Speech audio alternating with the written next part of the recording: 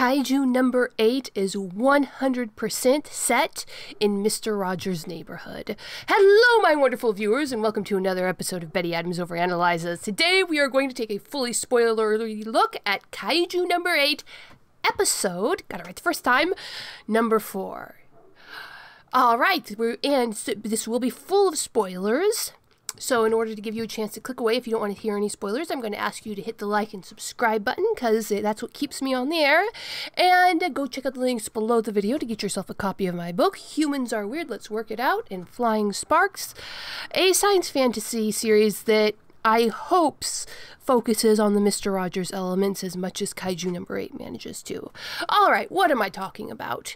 You may or may not have heard Mr. Rogers, one of the premier philosophers of our time, and I am not being hyperbolic or kidding when I say that, one of his most famous quotes. He said, "When I was a boy and I would see scary things in the news, my mother would say to me, 'Look for the helpers. You will always find people who are helping.' To this day, especially in times of disaster, I remember my mother's words, and I am always comforted by realizing that there are still so many helpers, so many caring people in the world." Alright, I'm going to come back to that, but now I'm going to share with you another quote. I'm pulling this one from memory because I didn't feel like hunting it down exactly, but how many of you have heard of Anne of Green Gables? Anne of Green Gables was written by the Canadian author Lucy Maud Montgomery. Now, Montgomery focused on telling wonderful, uplifting stories. Her characters were orphans. They went through world wars. They died in the First World War. And yet, she is known for her relentless, cheerful optimism, the kind of hope that's bare-knuckled and bloody, that's come out of one fight, it stands up, smiles, and prepares for another. Some people consider Anne of Green Gables to be one of the oldest shonen protagonists. She has had an anime made about her. But what some people don't know is that Lucy Maud Montgomery wrote nearly as many books as Agatha Christie did, and she is nearly as well published as Agatha Christie. In fact, when you're talking female authors of the past, she is probably second only to Agatha Christie in total numbers of books published, numbers of languages they've been translated into. So we are talking about a very successful author here. And in one of her series, Emily's of New Moon, she writes an author. And into this character, it's not an autobiography or anything, even fictionalized. It's just a glimpse at what authors of the time went through.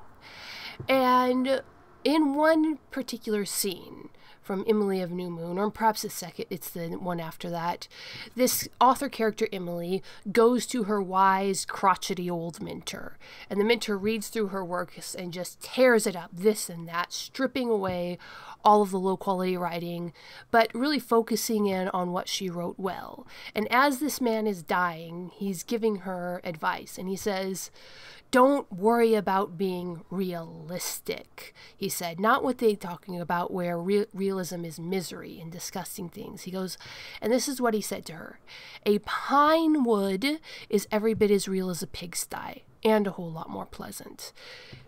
And from the context, you can tell that this is the context that Lucy Maud Montgomery had chosen from the world to present in her books. She dealt with poverty, class differences, sickness, famine, suffering, orphanages, in the uncaring hand of institutions, and the cruelty of individuals. But she always did it from the perspective that a pine wood, think of a warm summer's day walking among the redwood trees. The smell of warm pine needles wafts up to you. You can hear the rustling of the trees. The sunlight is slanting through the branches. This beautiful moment is every bit as real as a pigsty, where these poor social animals are kept in cramped quarters and in their own feces. Both are real, but you can choose which one to present. And there is value in presenting the pigsty, but that is not what Montgomery chose. Now, what does all of this have to do with Kaiju number 8, episode 4? Matsumoto, when creating Kaiju number 8, when choosing to tell these stories, Matsumoto chose to tell stories like Montgomery did. Stories about the pine wood. the good in the world. Matsumoto chose to be Tolkien instead of Martin.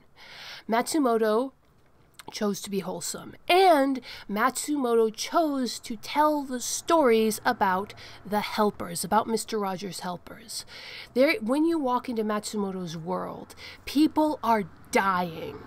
Monsters are attacking. But the story that Matsumoto chooses to tell is the story of the heroes who step up, not only put their lives on the line, but who help others and who focus on making sure that they minimize the suffering. They might not be able to stop kaiju from crawling out of the trenches. They might not be able to stop earthquakes, fire, famine, disease, war, but they can reach out and help the person next to him. And in Kaiju number 8, episode 4, we see this put on display. Kafka steps up, risks his life. Reno decreases his chances of passing so that he can stick with Kafka and help Kafka through the test.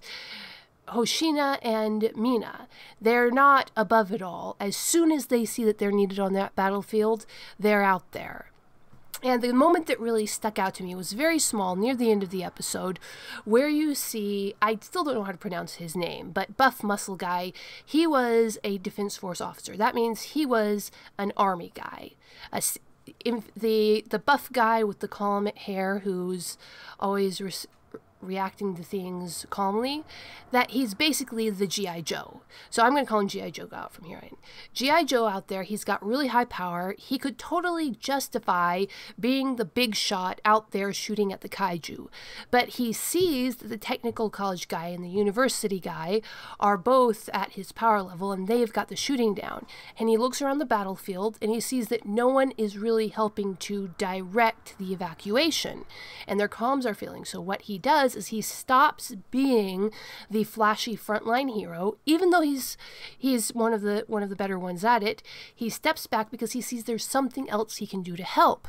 So he reaches into his pocket and he pulls out a flare gun, a signal, and he's to communicate with the rest of his troops.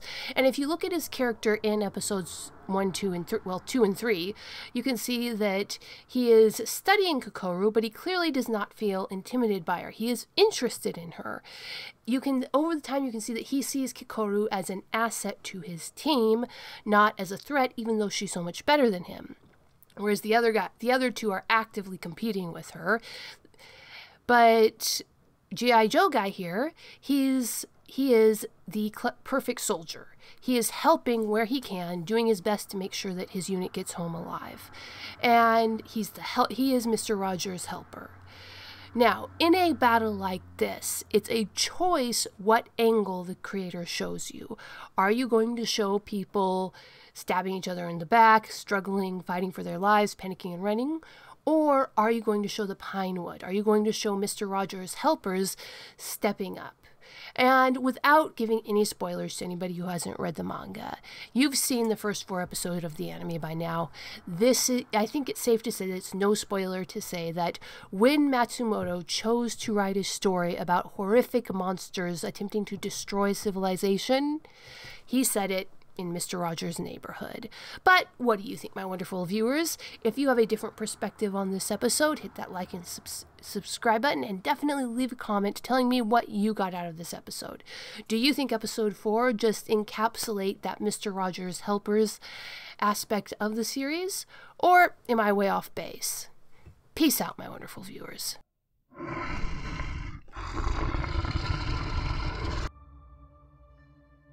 Drake McCarty's leg was shattered, deep in the wilderness.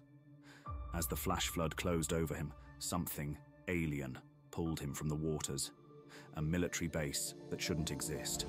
An ancient warrior with secrets of his own. Drake returns to his family with a whole leg and the burden of a secret he doesn't understand. In the forest around them, someone is watching, and something followed him home.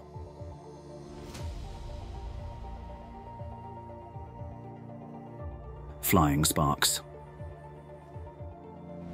90,000 words of science fantasy adventure. The first novel in the Dying Embers universe is now available on Amazon, Barnes & Noble, Kobo by Rakuten, Google Play Books, and from the author as a signed copy. Get your copy now and step into a world where dragons walk the forest, aliens lurk on the mountain, and things go boomp in the night.